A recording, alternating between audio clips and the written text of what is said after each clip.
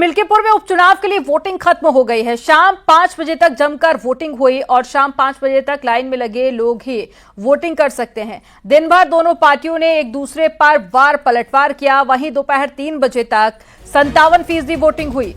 अब मिल्कीपुर के चुनाव के नतीजे 8 फरवरी को देखने को मिलेंगे। इस बार ये चुनाव दोनों ही पार्टियों की नाक का सवाल बना हुआ है और इसीलिए बीजेपी हो या फिर समाजवादी पार्टी हो, दोनों ही पार्टियों की तरफ से पुरजोर कोशिश की गई और प्रचार भी किया गया था। आज वोटिंग संपन्न हो चुकी है। 8 तारीख को नतीजे आएंगे। हालांकि समाजवादी पार्टी की तरफ से कई आरोप प्रशासन पर भी लगाए गए, तो वहीं भारतीय जनता पार्टी के नेताओं की तरफ से भी पलटवार किया गया।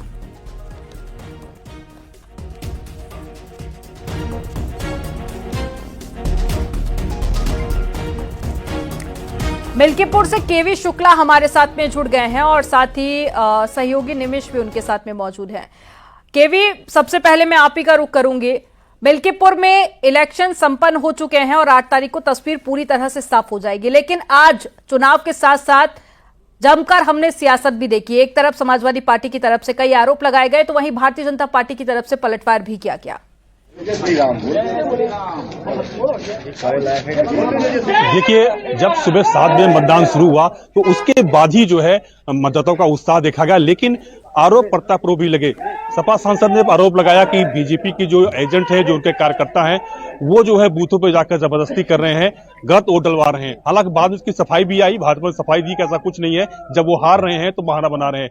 प्रशासन और शासन पर भी आरोप लगा, उसकी सफाई भी दी गई एसएसपी की तरफ से, आईजी की तरफ से। लेकिन जिस तरह से यहाँ चुनाव संपन्न हो रहा, दोनों पार्टियां एड़ी से चोटी का जोर लगा चुकी हैं। अब फैसला 8 फरवरी को होगा कि किसके सर पे इतना सस्ता है। लेकिन चुनाव बहुत ही दिलचस्प रहा। जिस तरह से यहाँ पर मतदान हुआ है, परसेंटेज अभी हाँ अनुमान लगा सकते हैं कि 5 बज चुका है, लेकिन जो मतदाता जो लाइन में खड़े हैं उनकी चुनावी मतदान का होगा। लेकिन ये अनुमान लगाया हालांकि 65% से अधिक मतदान यहाँ पर होगा। जब ये फाइनल आंकड़े आएंगे तो ये मालूम पड़ेगा, लेकिन जो अनुमान लगाया जा रहा है लगभग 65% मतदान मिल्कीपुर क्षेत्र में हो रहा है। ये जो बढ़ा हुआ मतदान है, इससे लग रहा है कि फाइट बहुत टाइट है।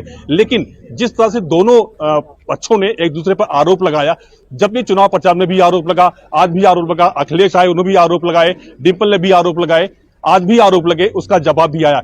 लेकिन आंकड़े ये बताते हैं कि जिस तरह से आज मतदान हुआ है, जिस तरह से यहाँ के मतदाताओं ने उत्साह दिखाया है, गजब का उत्साह दिखाया है। सुबह 7 बजे लाइन लगी और शाम 5 बजे तक लाइन नहीं टूटी और अभी तक लोग लाइन में खड़े हैं, चाहे वो 6 बजे या 7 बजे। केवी, अगर ओवरऑल देखा जाए तो दोनों ही पार्टियों की तरफ से हमने देखा कि कई मुद्दों को जनता के बीच में भुनाने की कोशिश की गई थी।